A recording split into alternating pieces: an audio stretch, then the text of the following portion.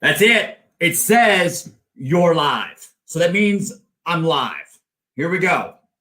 I still cannot get used to not having an opening. I got to work on that. I'm waiting for everybody to jump on here. My name is, here we go. Y'all ready? Gather round, clowns.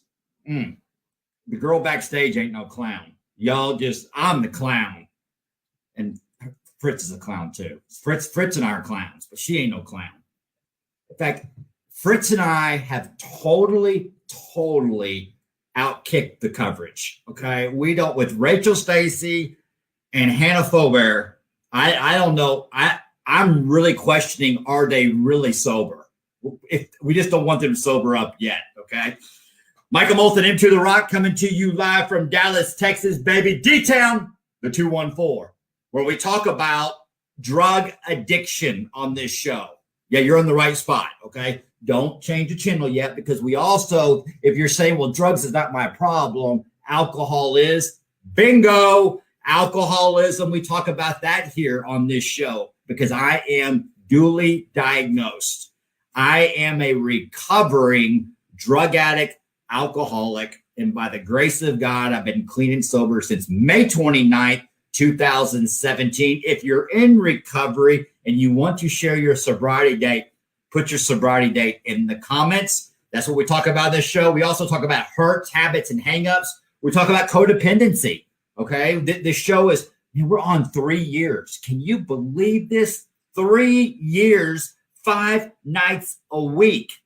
Sometimes like, wait a minute, are you serious? So 3 years, 5 nights a week, we talk about hurts, habits, and hangups.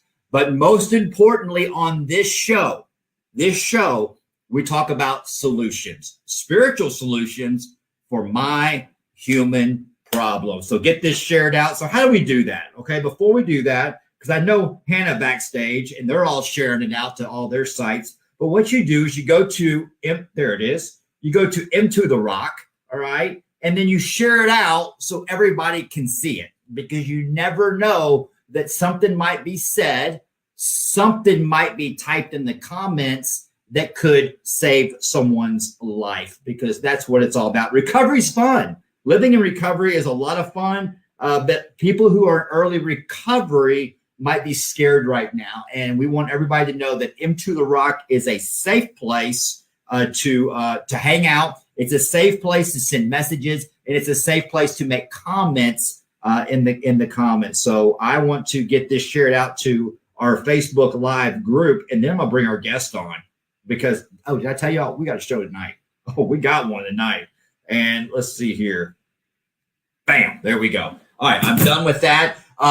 So this show is brought to you by DFW Coin and Jewelry. That's right, DFW Coin and Jewelry. My man, Kristen Oyster, who has been a sponsor of the show since day one.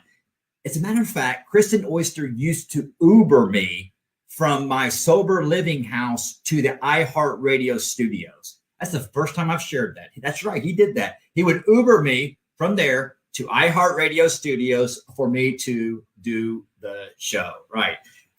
Our main sponsor, Healing Springs Ranch. Healing Springs Ranch is 1 hour north of the Dallas-Fort Worth area. It is tucked in 80 acres. This place is awesome. And I will be there Thursday. I'm there every single Thursday, a performing group for the residents at Healing Springs Ranch. So we want everybody to go out there, like their page, and do all that. And I'm hearing some background noise. There's this loud musician up on the 3rd floor, I think, recording. So I'm going to have to move her around if she doesn't calm down. So, all right, at this time, I want to introduce our incredible guest. Y'all, listen, pack a lunch. This girl brings it. This is the great Hanna Fobare. Hanna, how are you? I'm great. How are you? Thank you so much for having me. So good to see you. It's been a while, and it is always exciting to have you on. And I love what you and Fritz are doing in the recovery world, and I love your support for Into the Rock, and we appreciate you and as well as Fritz and y'all's support for the show. So, but I wanted to bring you on, and because there has been a lot of talk out there in the world because of the new norm that we are in today, right? It's a new norm in the recovery world. And the word recovery coach is being thrown out there a lot lately in the recovery as another resource or another road to recovery. So I wanted to reach out and get a true certified recovery coach on our show, which is Hanna Fobare of HEF Recovery, correct? Yes, correct. I love it. What is HEF Recovery? So HEF Recovery stands for Health, Education, and Fitness. It's also my initials, but that was just extra. Perfect. Recovery coaches. So we believe that there's a difference between sobriety and recovery. So sobriety is abstaining from drugs or alcohol, and recovery to HEF Recovery is a way of life. It's sobriety, it's fitness, it's nutrition, it's spirituality, it's self-care, it's relationships. It's not just about abstaining from drugs and alcohol. There was a point when I was sober and I was miserable. I mean, I was sober, but I was not in recovery. I didn't go to bed feeling fulfilled. I didn't wake up excited. I dreaded waking up and looked forward to going to bed. So the big thing about HEF Recovery is it's not just about drugs and alcohol. It's about living a happy, joyous, and free life. Well, before we get into HEF Recovery, you've got a story of your own. I mean, you didn't wake up one day your sophomore year of high school and you said, you know what? I want to be a recovery coach and start this company. You actually have a story of your own. Let's talk about that for a little bit and let's get to know Hanna first. Okay, cool. So how long do you want me to talk about it? I can do a 5-minute version and a 500-hour version. I tell you what, just what was it like? What happened and what it's like today and mainly how you're staying clean and sober today in this crazy world. Okay, awesome.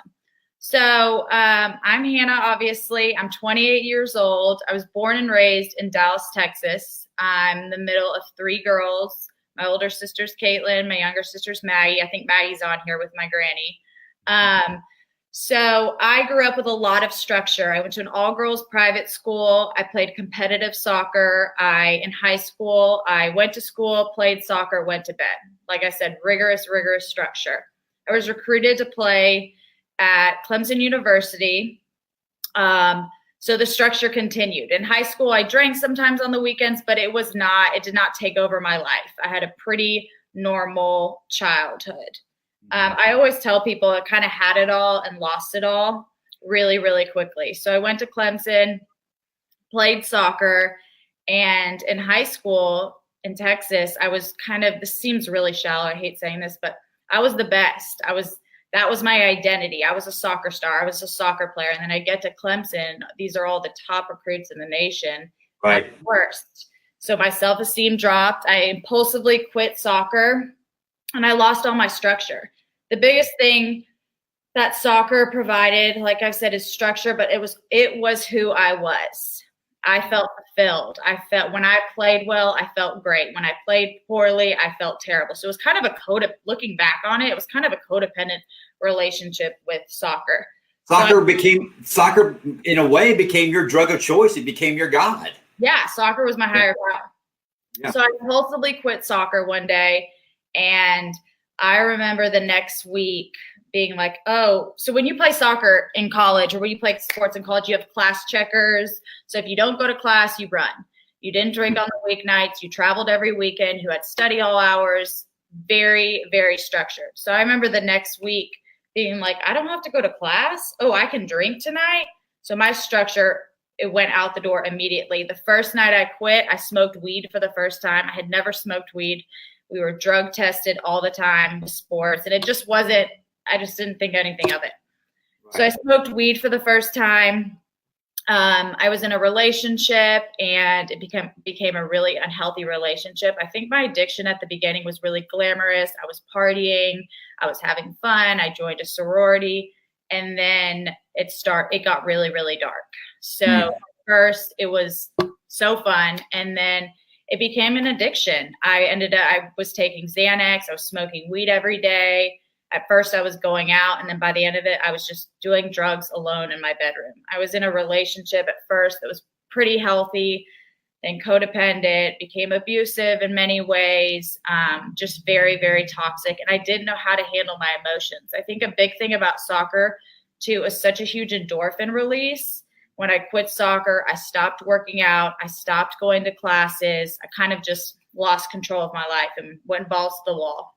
Mm-hmm. So my parents finally, and this is like the Spark Notes version. I mean, there's a lot of lying. There was a lot of manipulating. There were suicidal attempts, deep, deep depression. So finally, my parents intervened. The angels they are. I went to Enter Health. And I went to Green Oaks, good old Green Oaks. I've been there many times. You know. Yeah. So went to Green Oaks, then went to Enter Health. I was there for about 60 days.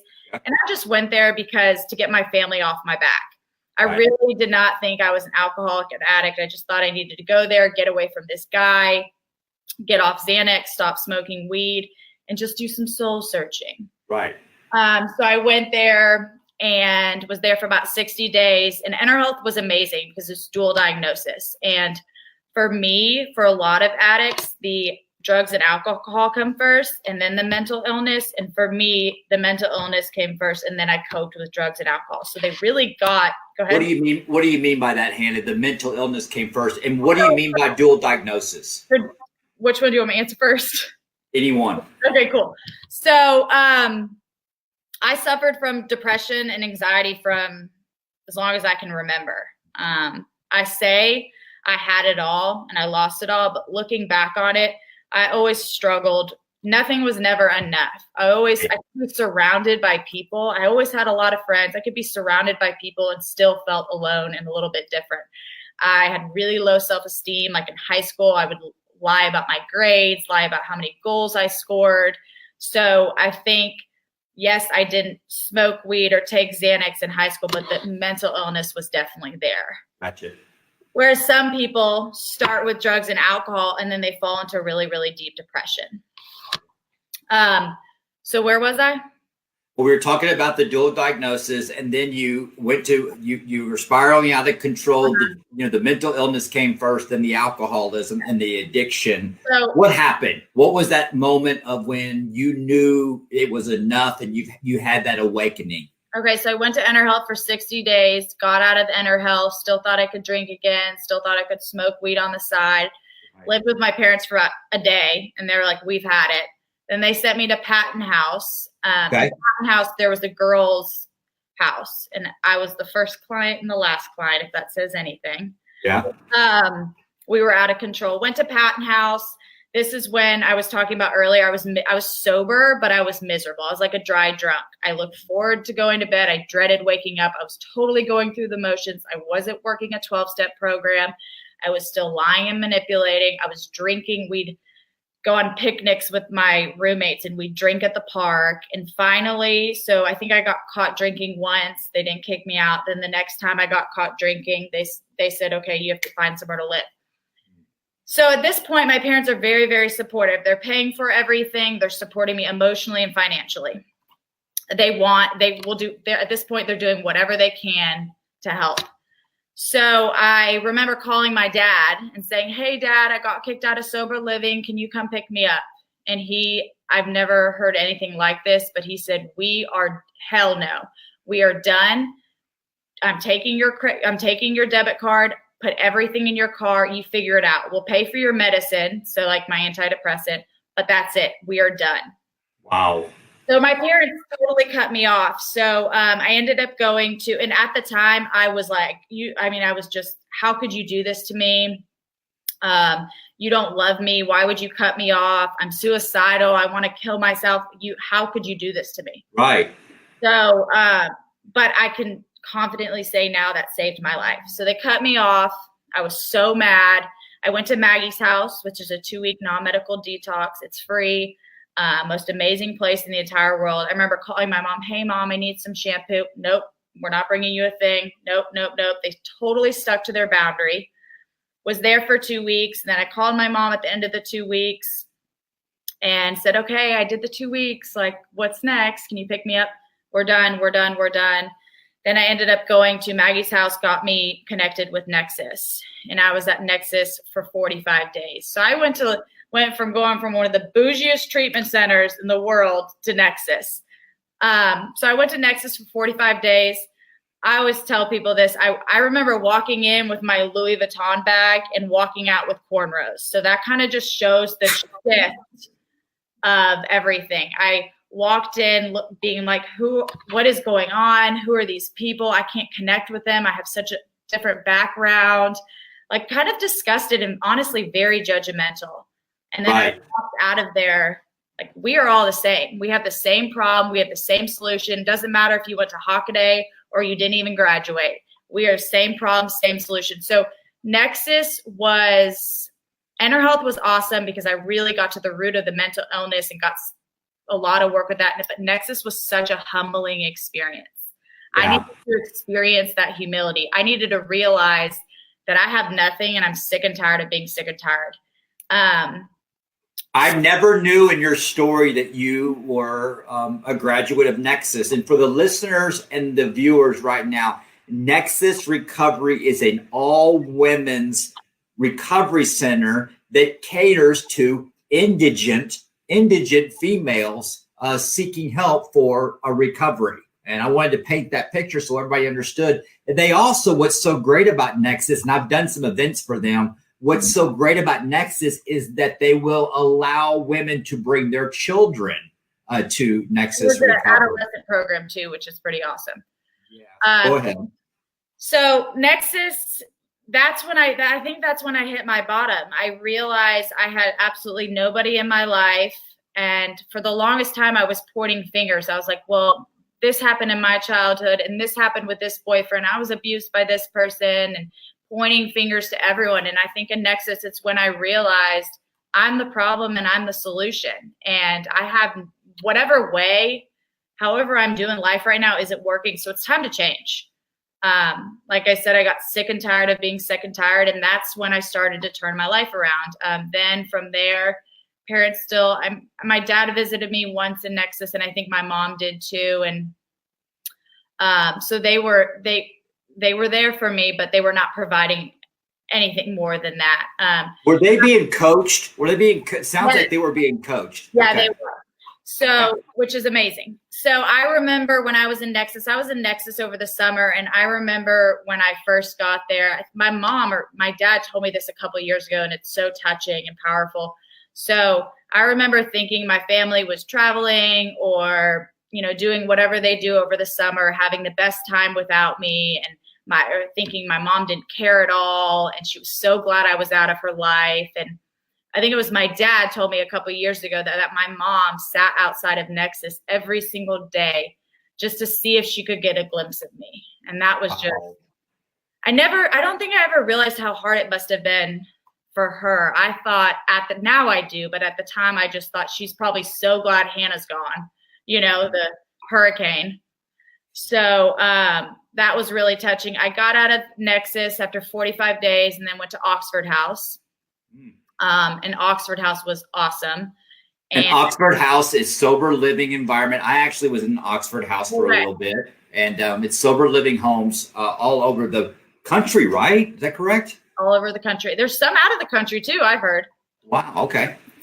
So I really enjoyed that. And for people who are watching, Oxford houses are sober living places where, you go in, you pay a weekly fee, and you're living with men live with sober men and women are living with sober women. And there's accountability and there's rules. So there's no house manager. It's run by the community. So you elect like a house president, vice president, secretary, and you handle everything together.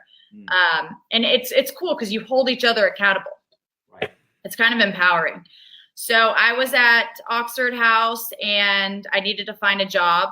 I was applying. I didn't have a car, didn't have a cell phone. Eventually I got like a Go phone or Minute phone or something like that. And I applied at this nursing home. And so I go into the nursing home and it's an activities director position. And so 5 years prior to this is just not me. I thought I was going to be like Erin Andrews or something glamorous and ridiculous. Right. So disgusting to think back on. But so I walk into this nursing home. I get the job as the activity director assistant, and that was just God working through my life because I loved that job. I took the bus there. It was like a 5-mile drive. It took 2 hours. It was 2 different buses, and that I've never been on a bus before. So that was amazing, humbling. Got to practice gratitude every day. I remember when I did get my car, it was I couldn't even believe it. Right.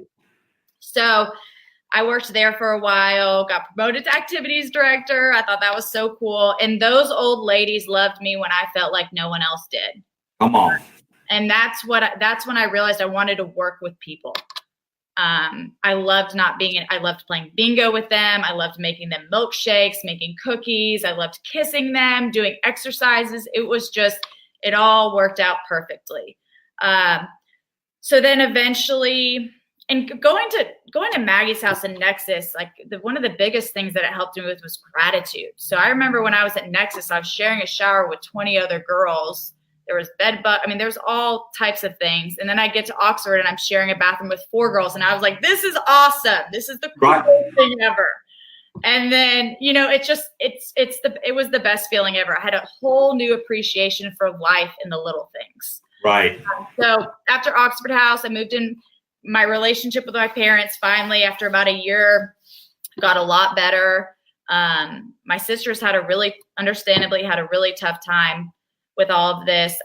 There's really no addiction in my family. So it was hard for everyone to understand. So they had to really educate themselves, and they got a lot of help, and they were amazing. So my relationship with my family started to get better, moved in with my parents. And I was talking to my therapist one day, and she told me about recovery coaching. And so we talked for a while. I said, I might as well take the course. So I took the course and then had an interview with Chris Bowers of Global Breakthrough Education, got the internship, and I fell in love with it. I loved working with people. I loved being able to be vulnerable and tell my story and then allow that to help others. I thought about being a therapist for a while, but therapists can't really tell their story. And the second, when you first meet a client, they're kind of shy. They don't really understand. A lot of clients have trust issues. And then when I start to tell my story, they're like, okay, yeah, she gets it. Right. And vulnerability is so powerful. Right. So I started working for Chris Bowers. I worked with him for, I think it was maybe 6 to 8 months. And I learned what to do. I learned what not to do. I learned so much. It was an amazing experience.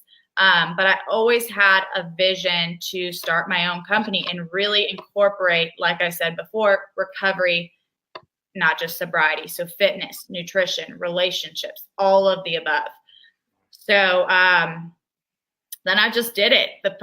God again worked through my life. The timing was perfect. And I started my own company with Fritz Dykert, and who's now my fiance. Just nuts. But we started the company together, and it just shows you how if you just continue to do the next right thing, everything falls into place. I don't know how you don't believe in the promises of recovery looking at my life, So we made a plan and we just made it happen. And now Monica works for us as well. And recovery coaching is so tough. It's so emotionally draining, but it's the most rewarding experience.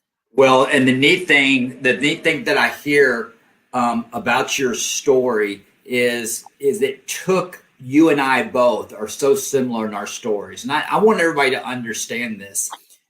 Hanna and I, we grew up and we had everything.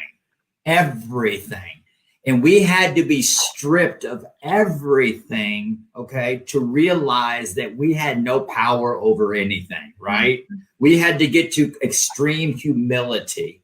And we found through humility that our greatest gift was helping others. And I can totally relate to you that when I am helping others, I'm in the now. I'm out of my head. There's no anxiety. There's no depression. I learned it in the penitentiary, and you learned it at Nexus. Not comparing them, but I'm just saying. Totally, I agree. We learned them in different ways. And I love what you said, because I have been given the gift to be a full-time employee for Healing Springs Ranch, which we all know who that is.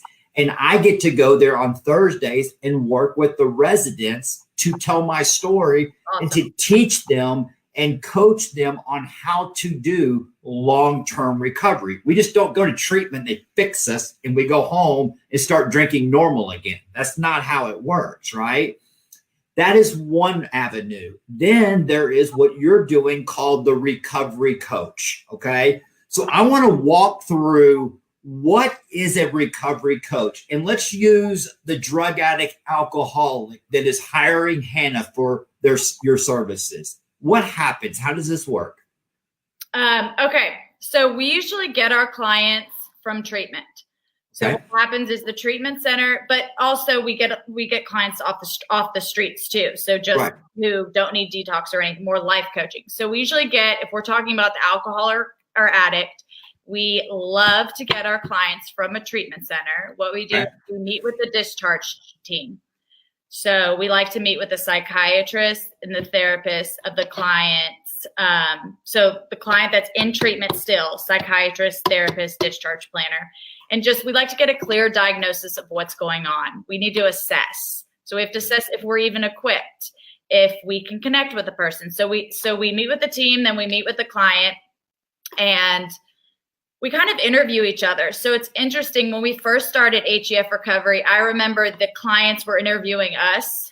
And now that we've expanded and become more confident, we interview them. So we interview the clients and see their willingness. You know, we get a background on their story. How many times have they been to treatment? What has changed? What is the family situation? Are you in a toxic relationship? What are you willing to change? How are you willing to do things differently? Right. So say it's a good fit. We really connect with the client. If they're in treatment for, say, we don't meet with them the last day, like right before they leave treatment, it's a couple weeks. So say they leave treatment in 2 weeks, we'll come and take them on a pass. We'll take them to a meeting, we'll take them to lunch, just to make sure it's a good fit. We vibe, we connect. Right.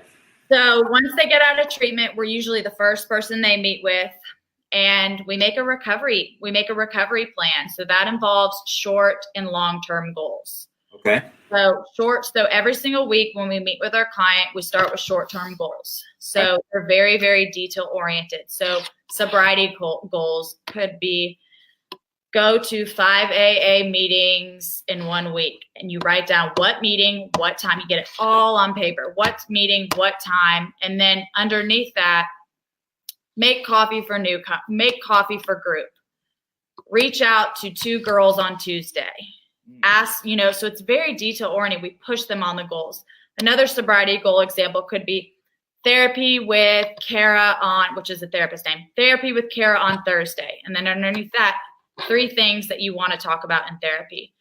So with therapy, a lot of times you kind of get overwhelmed and you just let the therapist direct the session, but it's important for the client to speak up for what they need and for it to be productive. So we go to therapy so if our client has therapy twice a week, we'll go with them once a week for the last 10 minutes just to make sure everyone's on the same page. So I'll give a quick example. One of my clients, I was at lunch with her. She was having anxiety. I could tell she was having anxiety talking about her sister. She kept going like this and started sweating a little bit. So I went into therapy with her and I said, hey, this is what I saw. Now y'all dig deep. So therapists get to the root of the problem and deal with trauma and stuff like that. And we kind of do the day-to-day stuff. So back to, I'm all over the place, but back. You're good. Those are examples of some sobriety goals. Then we have relationship goals. So these are healthy relationships. So say I had a mom that her kids were at college. So send care package to blah, blah, blah on Tuesday. Write a letter to blah, blah, blah. For one of my clients right now, it was call granny on Wednesday. Go to church with mom on Sunday. So it's just helping you develop these healthy relationships, that have been broken. Now, as a recovery coach, do they play the role of a sponsor, counselor, spiritual advisor? Do they play that role? So a lot of people think that. So we get clients and we talk to their parents like, oh, okay, you're going to be the solution. This is it. This is going to work. They see us, they hear my story, and they're like, this is it. So we are not a therapist. We are not a sponsor. We are not a psychiatrist. We like to work with a team. So we require all our clients to have a therapist, to have a psychiatrist if needed medicine management, And if her choice is 12 steps, some do 12, some do SMART, to have a sponsor. And we all work together. We are all on the same page. But yeah, a lot of people think that we are the solution. So you're literally the coach. You guide and direct and point. We deal with more the everyday stuff. We're like life coaches for people in recovery. So we go through all those goals. We track their location. So if my client's like, I have class 8 to 1 on Monday, I can track her location and be like, okay, she's in class. Or if I haven't heard from her, I can see where she is. And also for the parents too, we do Bluetooth breathalyzing at least once a day. The results come straight to our phone. I had a client that was flying, and flying's really hard for her, so I had her do it before and after the flight. So we do Bluetooth breathalyzing. We're on call 24/7. So I've had a client call me in the middle of the night because she was having a traumatic nightmare. So we validate our clients' feelings if they're rational. So if I have a client calling me, so if I were to leave treatment and gone by a liquor store and been completely triggered and I called my mom, she'd call 911. Right. Where a client calls us and I'm like, oh, yeah, well, of course you're triggered. You just drove by a liquor store. Duh. Right. So let's play the tape all the way through. Let's walk through what would happen. You would go get that bottle of wine, and then what would happen? And then what would happen? So we help them process their emotions with validating if they're rational. So, like I said, we're on call 24/7.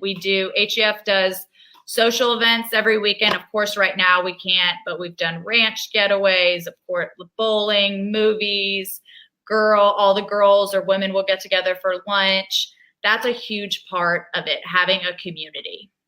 So if someone wants to leave treatment, so let's role play this, Hannah. I'm leaving Healing Springs Ranch, okay? And Fritz and Hanna come and sit down with me 2 weeks prior to leaving. And we leave, and you're now my recovery coach, okay? Rachel is my wife, okay? What does the coach do with me, and what does the coach do? Does the coach also coach the wife? Yeah, so we work really closely with families. Our number one priority is the client, but the families play a huge part. So I've had situations where Fritz would be your coach, and then I would help coach the wife. But we've also had situations where Fritz would coach you and also help the wife with boundaries. It just varies. It varies on how the client, if it's a healthy relationship, if it's not. But for the younger people, for the adolescents and the people that are living with their parents or their parents are paying for it, we keep them in the loop. We help them with whatever. We're kind of the buffer between the client and the parent. So there was a lot of tension with my parents and I when I got out of treatment. They were scared. And we have clients or parents that will call us and say, hey, Susie's acting really weird. What should we do? And we say, you be a mom right now. We'll come drug test her. We'll take care of it. So we work really closely with families. We also encourage families to be doing family therapy, to have their own therapists.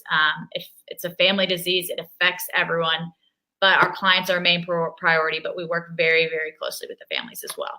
And how long would my relationship with Fritz be? When I come out, I'm like minimum 3 months. But it also, so we usually work with clients 1 time a week, 2 times a week, or 3 times a week. Each session is 3 to 5 hours, but it also depends on if you're what your schedule's like. So Fritz has clients that work from 8 to 5. So he sees clients at night. He has a client that he sees from 8 to 12 at night sometimes. So we work around our client schedules. Monica has gone to weddings with clients. Fritz has been a date of one of my clients to a work event. We go to football games. We travel with one of my clients that's a mom. I went on family vacation with her.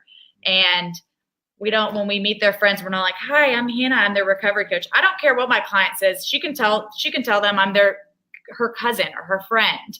But we are cheerleaders. We also, we support our clients, but we also call them out on their BS.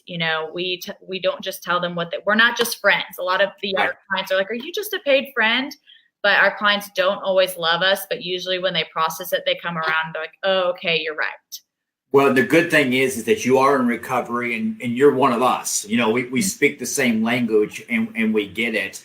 Let's talk about certification, okay? Because I know it's out there, and I've seen some stuff of, what certifies Hanna, Fritz, M2, what certifies someone to be a recovery coach, that they can do this for a living and charge for it? How does that work? So we did the peer recovery coach training. So you have to do that. And then there's an internship. I mean, there's many different ways to go about it, but we did it through Don Granger.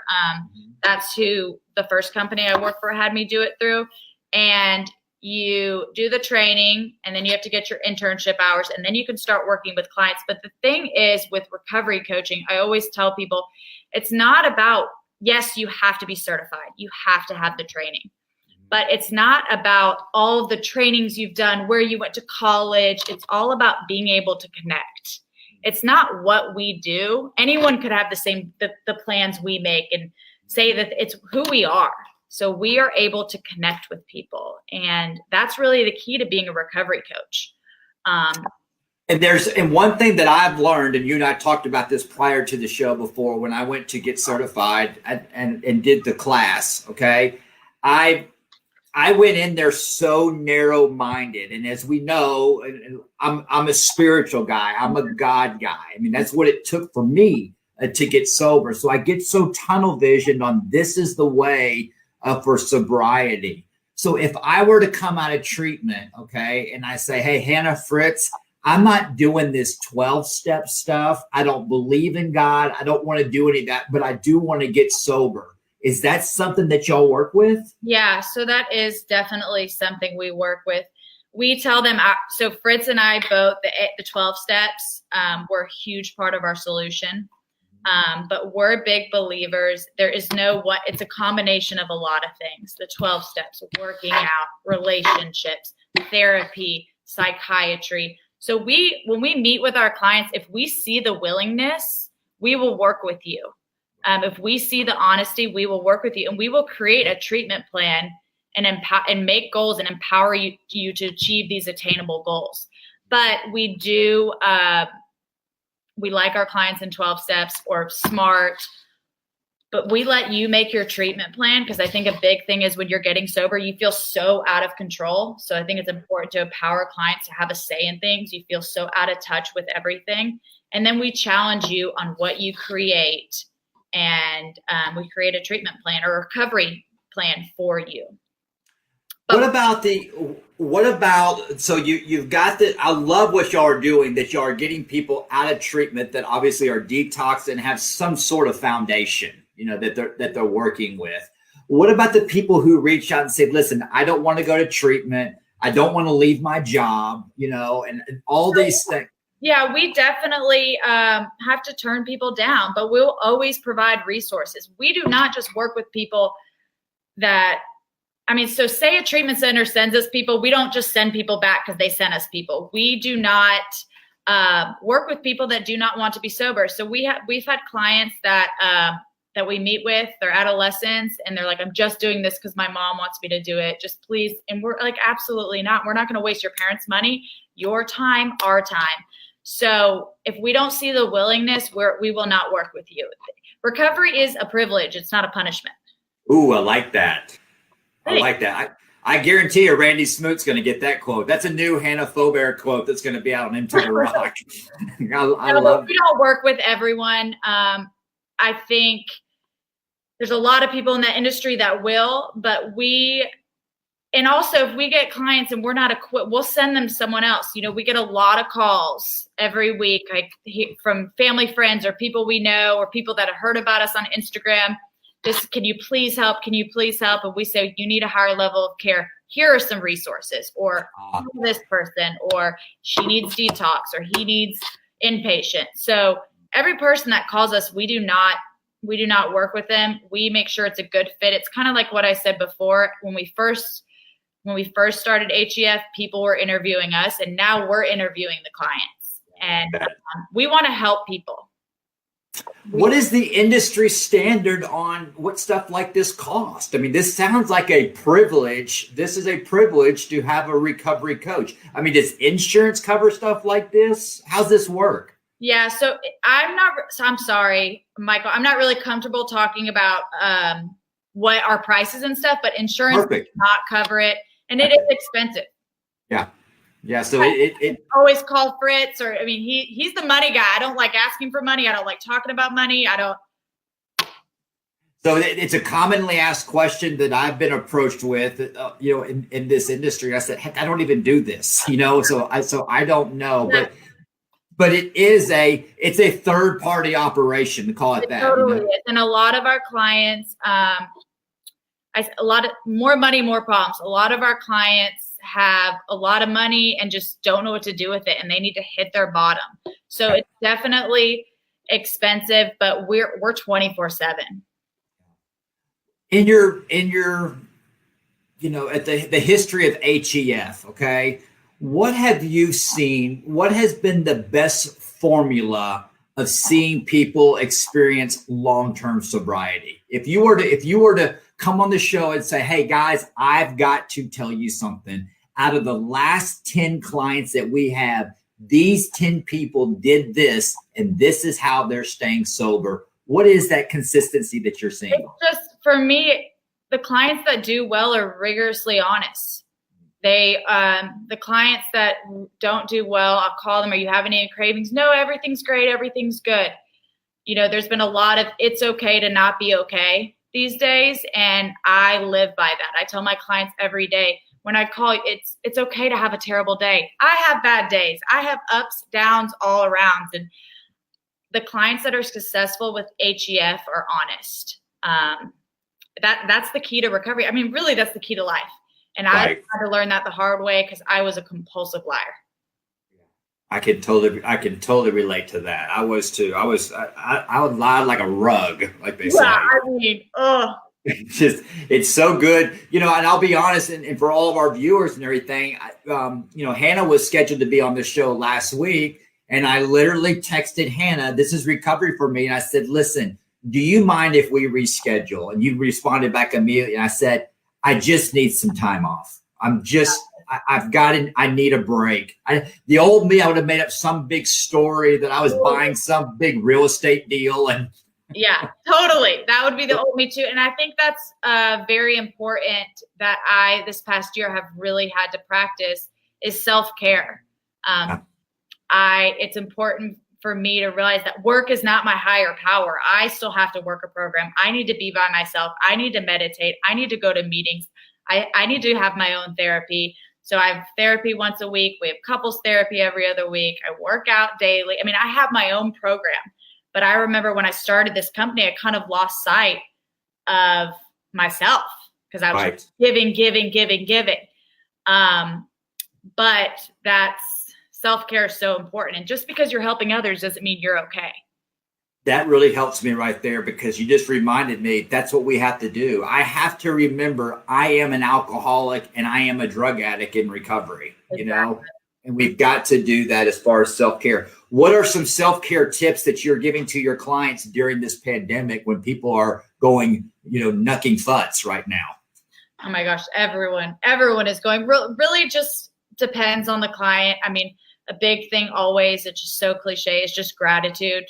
Things stink right now, but your husband still has a job. Meditation, still the Zoom meetings are great. But just talking, I've been still seeing my clients.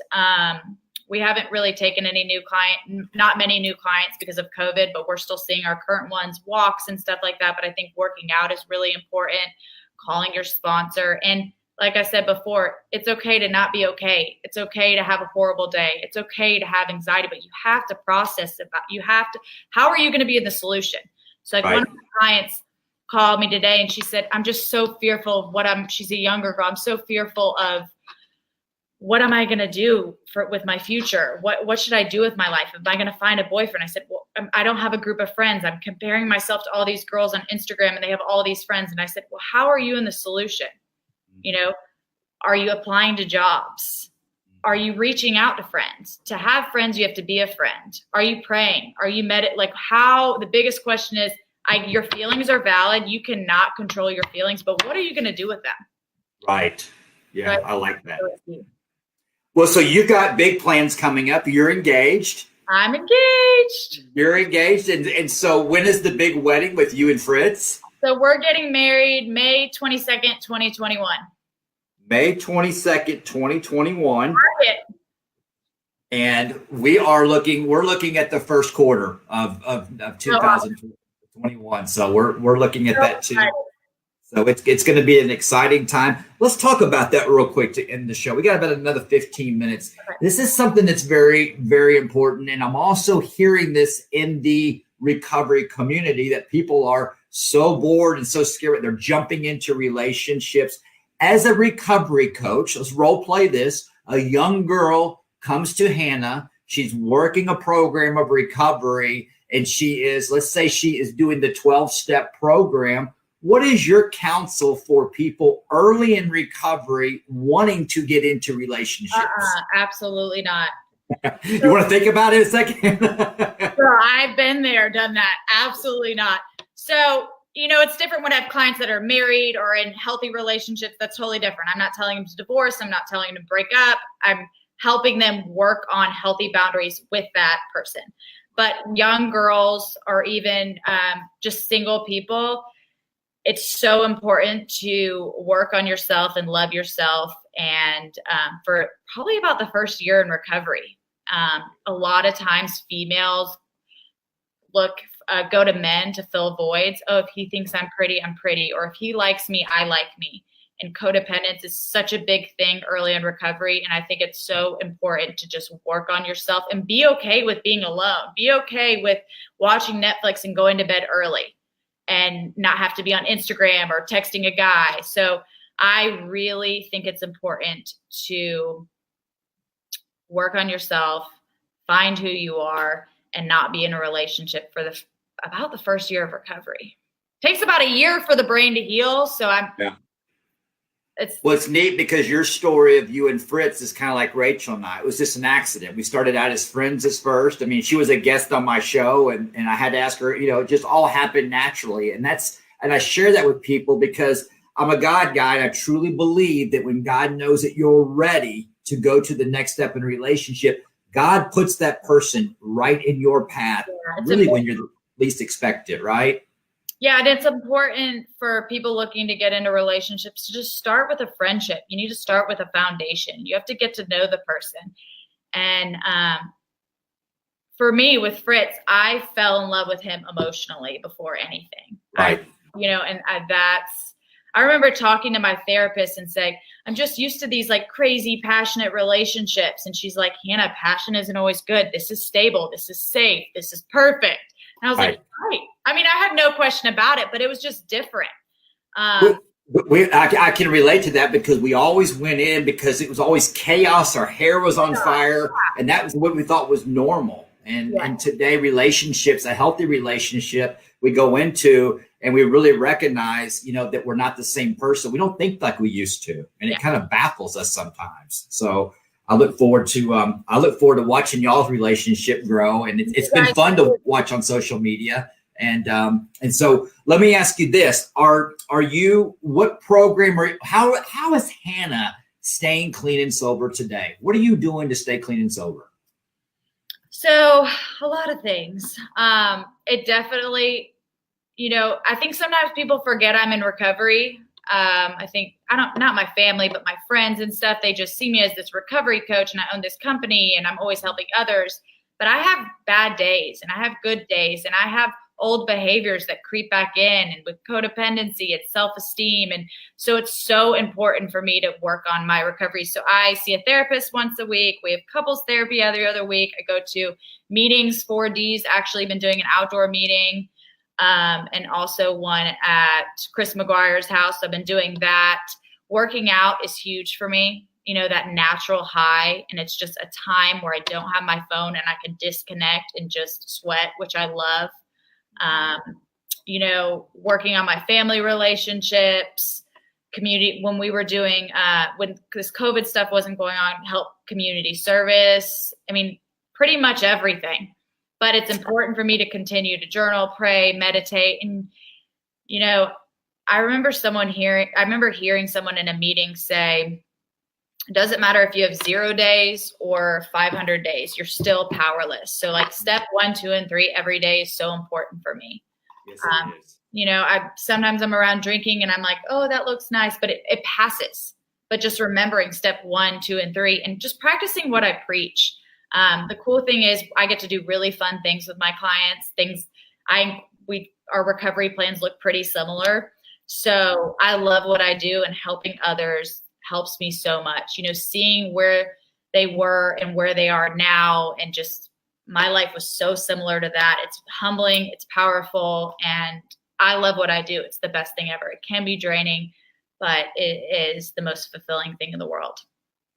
Well, Hanna, we appreciate everything that you have brought to the show. Hanna Fobare with HEF Recovery. We're going to put all of your links in the comments after the show, so people can get in touch with you. And we appreciate everything that you and Fritz do. I've enjoyed talking to Fritz before the show, and we're super, super happy, proud of y'all of what y'all are doing. And please let us know what we can do to be of service to you and your company. Thank you so much, Michael. You're the best. Thank you, Hanna. And I'll put you backstage. I'll talk to you here in a little bit. Everybody hit the hearts and the likes for the great Hanna. What a great guest tonight. Hanna Fobare, president, founder. I think that's it. I'm going to give it to her. President, founder of HEF Recovery. And that's a girl right there that's solid. That's a girl right there that works a program. And that is a girl right there that has found her